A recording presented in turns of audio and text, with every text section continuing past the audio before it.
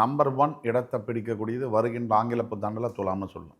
ஒவ்வொரு கிரகத்துக்கும் ஒரு ஒரு தனித்தன்மை உண்டு. ஒவ்வொரு கிரகம் எந்த இடத்துல இருந்தா நமக்கு நல்லது செய்வாங்க, எந்த இடத்துல இல்லைன்னா நமக்கு கெடுதல் செய்வாங்க அப்படின்னு ஒரு கணக்கு இருக்கு. இப்ப துலாத்துக்கு மட்டும்தான் கோச்சார ரீதியா பெருமளவு, அதாவது பெரிய கிரகங்கள்னு சொல்லக்கூடிய சனி, குரு, ராகு, கேது இதெல்லாம் கரெக்டான இடத்துல இருக்காங்க.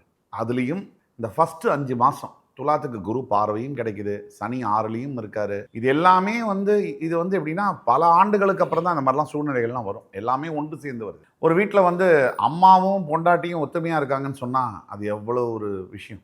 அது மாதிரி நடக்க முடியுமா?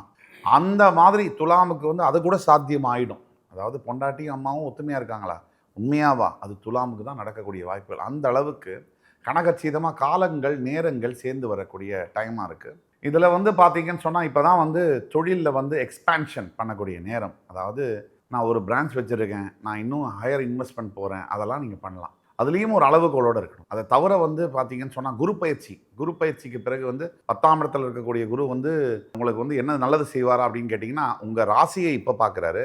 ராசியுடைய 3, 5 இடங்களை இப்போ பார்த்துட்டு இருக்காரு.